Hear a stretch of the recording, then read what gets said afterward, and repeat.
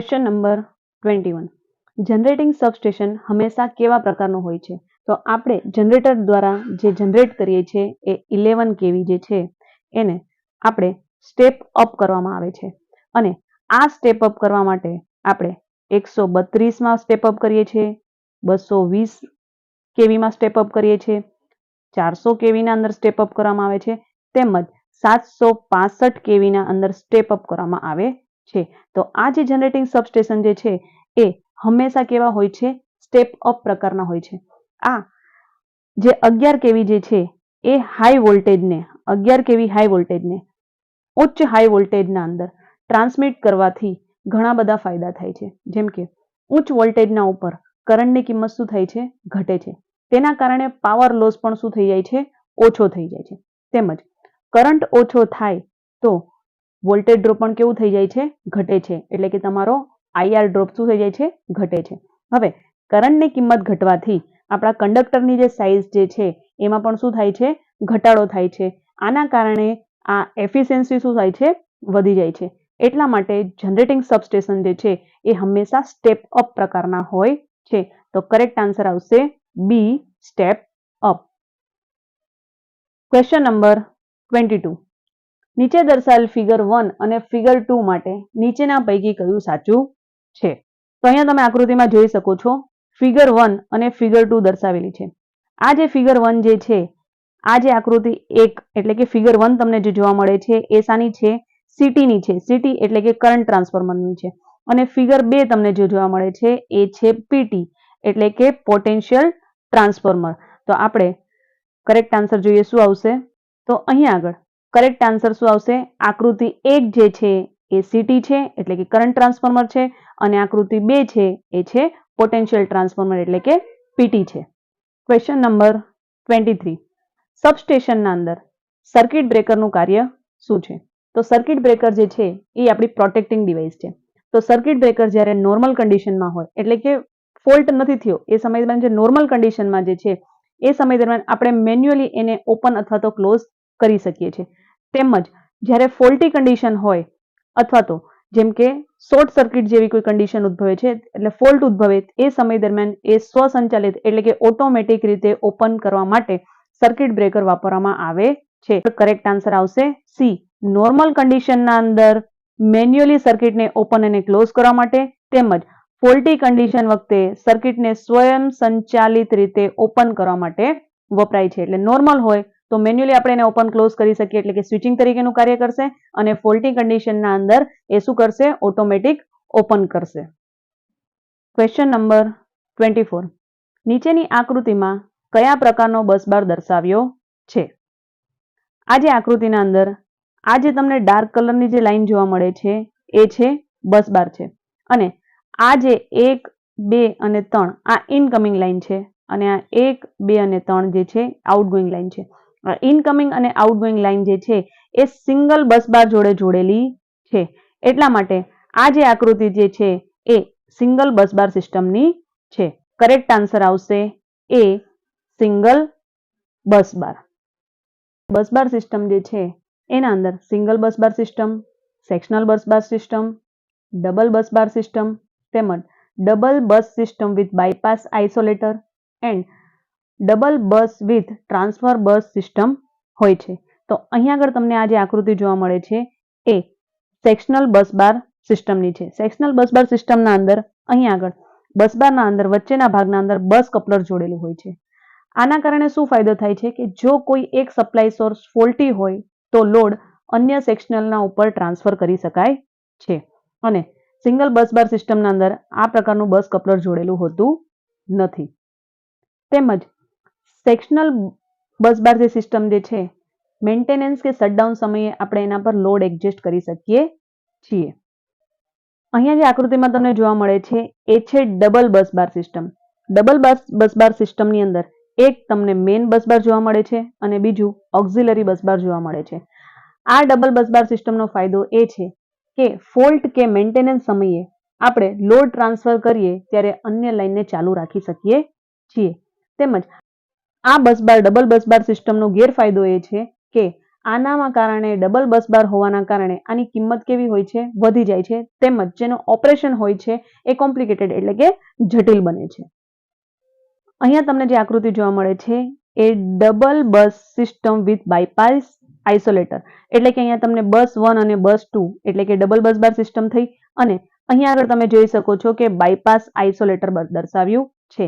આ જે સિસ્ટમ જે છે એનો ફાયદો એ છે કે આપણે સર્કિટ બ્રેકરના મેન્ટેનન્સ વખતે પણ સિસ્ટમને ચાલુ રાખી શકીએ છીએ. Question number 25. 66 kV by 11 kV સબસ્ટેશનના અંદર એક વિધાન આપણને આપેલું છે. 11 kV ના પ્રત્યેક ફીડર માટે સ્વતંત્ર સર્કિટ બ્રેકર એટલે કે VCB હોય છે.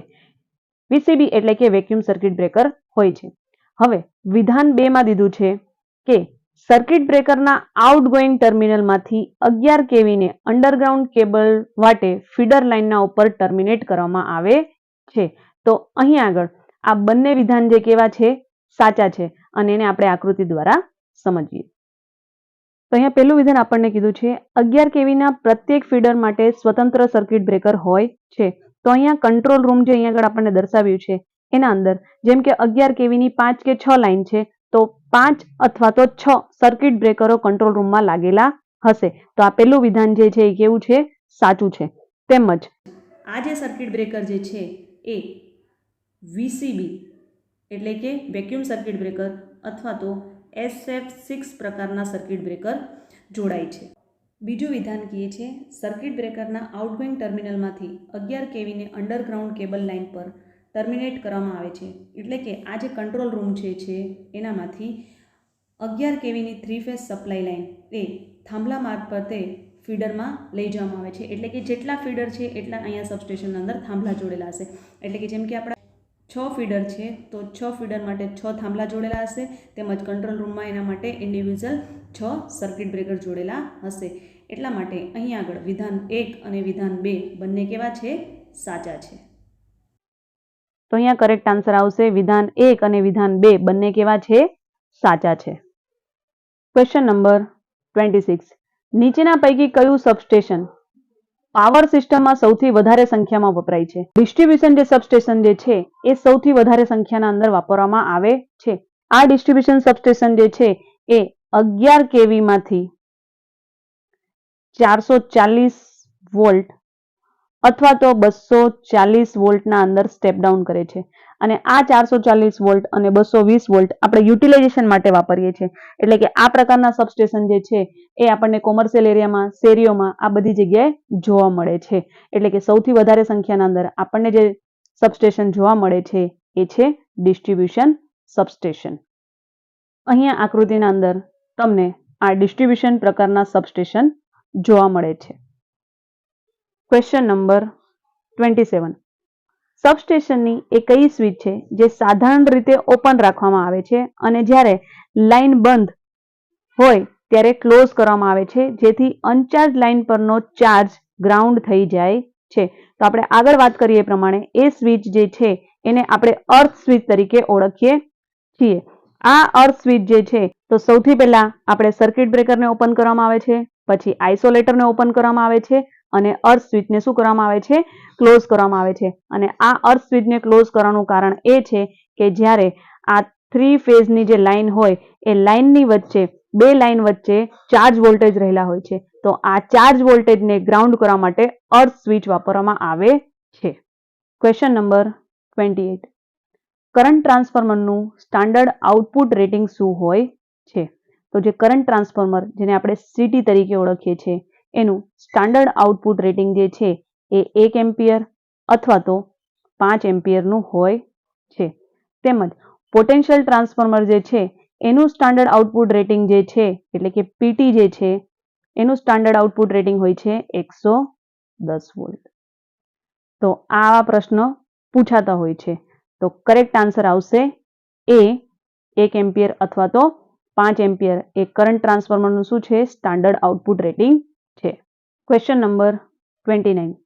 સબસ્ટેશનમાં હાઈ ફ્રીક્વન્સી કોમ્યુનિકેશન સિગ્નલને ટ્રેપ કરવા માટે કયું ઇક્વિપમેન્ટ વાપરવામાં આવે છે? તો સબસ્ટેશનના અંદર હાઈ ફ્રીક્વન્સી કોમ્યુનિકેશન સિગ્નલને ટ્રેપ કરવા માટે વેવ ટ્રેપ વપરાય છે. તો કરેક્ટ આન્સર આવશે બી વેવ ટ્રેપ. અને સબસ્ટેશનના અંદર આ રીતના તમને જે જોવા મળે છે એને શું કહેવામાં આવે છે? વેવ ટ્રેપ તરીકે ઓળખવામાં આવે છે. આ જે વેવ ટ્રેપ જે છે એ તમને હાઈ ટેન્શનના સબસ્ટેશનમાં તેમજ એક્સ્ટ્રા હાઈ ટેન્શન સબસ્ટેશનના અંદર તમને જોવા મળે છે. Question number 30. સબસ્ટેશનમાં બસબાર તરીકે એલ્યુમિનિયમ શા માટે વાપરવામાં આવે છે? એલ્યુમિનિયમ એટલા માટે વાપરવામાં આવે છે, એક તો એલ્યુમિનિયમની કિંમત કોપરની કમ્પેરના અંદર કેવી હોય છે? ઓછી હોય છે. તેમજ એલ્યુમિનિયમની ઘનતા કેવી હોય છે? ઓછી હોય છે. ઘનતા એટલે કે એનું વજન કેવું હોય છે? કોપરની કમ્પેરમાં અંદર ઓછું હોય છે. એટલા માટે સબસ્ટેશનના અંદર આપણે એલ્યુમિનિયમને વાપરીએ છીએ. તો કરેક્ટ આન્સર આવશે બી ઓછી ઘનતા. Question number 31. બસબારનું રેટિંગ શેમાં હોય છે? તો બસબારનું જે રેટિંગ જે છે એ કરંટ અને વોલ્ટેજ બંનેમાં હોય છે. Question number 32.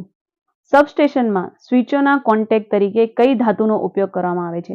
તો સ્વિચના જે કોન્ટેક્ટ જે છે એ છે સિલ્વરના બનાવવામાં આવે છે. અને આ સિલ્વર જે છે એ સારું વાહક છે. એટલા માટે આપણે સિલ્વરના કોન્ટેક્ટ બનાવીએ છીએ. તો કરેક્ટ આન્સર આવશે C silver. Question number 33. Travelling wave સામે રક્ષણ આપવા માટે નીચેના પૈકી કયું સાધન વાપરવામાં આવે છે? ટ્રાવેલિંગ વેવ એટલે કે વોલ્ટેજ સર્જ. વોલ્ટેજમાં થયો વધારો એને આપણે ટ્રાવેલિંગ વેવ તરીકે ઓળખીએ છીએ. અને એના સામે રક્ષણ માટે આપણે લાઇટિંગ અરેસ્ટર વાપરવામાં આવે છે. તો લાઇટિંગ અરેસ્ટર જે છે એ આકાશી વીજળી તેમજ વોલ્ટેજ સર્જ સામે શું આપે છે? રક્ષણ આપે છે. એટલે કે લાઇટિંગ અરેસ્ટર જે છે એક પ્રકારની શું છે? પ્રોટેક્ટિંગ ડિવાઇસ છે. તો અહીંયા આગળ કરેક્ટ આન્સર આવશે સી લાઇટિંગ એરેસ્ટર. અને લાઇટિંગ અરેસ્ટર જે છે એ પોલના અહીંયા તમે જોઈ શકો છો આ પોલના ટોપ ભાગના અંદર લાઇટિંગ અરેસ્ટરને ફિટ કરવામાં આવે છે. જે આપણને વોલ્ટેજ સર્જ અને આકાશી વીજળી સામે શું આપે છે? પ્રોટેક્શન આપે છે. અને એનું જોડાણ કેવી રીતના કરેલું હોય છે? એનો એક છેડો જે છે એ લાઇન જોડે જોડેલો હોય છે અને બીજો છેડો જે છે અર્થ ઇલેક્ટ્રોડ અથવા તો અર્થ સ્વિચ સાથે જોડેલો હોય છે. Question number 34. Pole mounted distribution ટ્રાન્સફોર્મરમાં કઈ કુલિંગ પદ્ધતિનો ઉપયોગ કરવામાં આવે છે? પોલ માઉન્ટેડ જે ડિસ્ટ્રીબ્યુશન ટ્રાન્સફોર્મર જે છે એમાં જે કુલિંગ પદ્ધતિ છે એ છે natural oil and natural air પ્રકારની. Question number 35. નીચેના પૈકી કોને સબસ્ટેશનના હૃદય તરીકે ઓળખાય છે? તો અહીંયા કરેક્ટ આન્સર આવશે ડી બેટરી રૂમ. કારણ કે બેટરી રૂમ દ્વારા જે સબસ્ટેશન જે છે એમાં જે સેફટી અને કંટ્રોલિંગ એસેસરીઝ જે છે એને સપ્લાય પૂરો પાડવામાં આવે છે. એટલા માટે બેટરી રૂમને સબસ્ટેશનના હૃદય તરીકે ઓળખાય છે. Question number 36. 66 kV by 11 kV સબસ્ટેશનના અંદર 11 kV પેનલમાં વોલ્ટ મીટરનું રીડિંગ કેટલું દર્શાવે છે? 11 kV. એમીટરનું રીડિંગ દર્શાવે છે 52.5 એમ્પિયર. અને પાવર ફેક્ટર શું છે? યુનિટી છે. તો લાઇનમાં કેટલો પાવર વપરાતો હશે એની આપણે શું કરવાની છે? ગણતરી કરવાની છે. અહીં આગળ આપણે પાવરની ગણતરી કરવી છે. તો પાવરનું જે સૂત્ર છે એ P = √3 VL/IL cos 5 છે. હવે √3 ની જે કિંમત છે એ છે 1.73. VL આપણને કેટલા આપ્યા છે? 11 kV એટલે કે 11,000 વોલ્ટ. અને એમીટરનું રીડિંગ એટલે કે IL એ આપણને કેટલું આપ્યું છે? 52.5. તેમજ cos 5 એટલે કે પાવર ફેક્ટર કેવું છે? યુનિટી. યુનિટી એટલે કે 1. હવે આની ગણતરી કરતા આપણને જવાબ શું મળશે? 1 મેગાવોટ. તો અહીંયા આગળ કરેક્ટ આન્સર આવશે બી 1 મેગાવોટ જેટલો પાવરનો વપરાશ હશે. Question number 37. What is the name of substation that all equipment of substation is installed within the substation building? એટલે કે સ્ટેશન બિલ્ડિંગમાં સબસ્ટેશનના તમામ સાધનો જે સબસ્ટેશન સાથે લગાવવામાં આવે છે તેને કયા પ્રકારનું સબસ્ટેશન કહેવામાં આવે છે? તો આ પ્રકારના જે સબસ્ટેશન જે છે એને આપણે ઇન્ડોર સબસ્ટેશન તરીકે ઓળખીએ છીએ. એટલે કરેક્ટ આન્સર આવશે B indoor substation. Question number 38. What is the insulation resistor between any two conductors in a medium voltage domestic installation as per IE rule. એટલે કે IE નિયમ પ્રમાણે મધ્યમ વોલ્ટેજ ડોમેસ્ટિક ઇન્સ્ટોલેશનમાં બે કંડક્ટર વચ્ચે કેટલો ઇન્સ્યુલેશન અવરોધ હોવો જોઈએ? તો આ જે અવરોધ જે છે એ મોર ધેન 1 મેગા ઓમ હોવો જોઈએ, એટલે કે 1 મેગા ઓમ કરતા વધારે હોવો જોઈએ. તો કરેક્ટ આન્સર આવશે બી, મોર ધેન 1 મેગા ઓમ, એટલે કે 1 મેગા ઓમ કરતા વધુ. Question number 39. What is the type of overhead line joint? અહીંયા જે આકૃતિના અંદર તમને બતાવ્યું છે એ ઓવરહેડ લાઇનનો કયા પ્રકારનો જોડાણ છે? તો અહીંયા જે આકૃતિના અંદર ઓવરહેડ લાઇનના અંદર જે જોઈન્ટ દર્શાવેલું છે એનું નામ શું છે? તો આ જે જોઈન્ટ છે એ છે કોમ્પ્રેશન જોઈન્ટ. તો કરેક્ટ આન્સર આવશે કોમ્પ્રેશન જોઈન્ટ ફોર SCSR. તો SCSR માટેનો કોમ્પ્રેશન જોડાણ છે. 40. What is the causes of defect in phase to ground fault on the transmission line? જો ટ્રાન્સમિશન લાઇનમાં ફેઝથી ગ્રાઉન્ડની ખામી હોય તો તે ખામીનું કારણ શું છે? તો એનું કારણ છે ઇન્સ્યુલેશન ફેલિયર અથવા તો ઇન્સ્યુલેશનનું નિષ્ફળ થવું. તો કરેક્ટ આન્સર આવશે B, insulation failure. Question number 41. Which is the permissible load for lighting sub-circuit in a domestic wiring as per IE rule?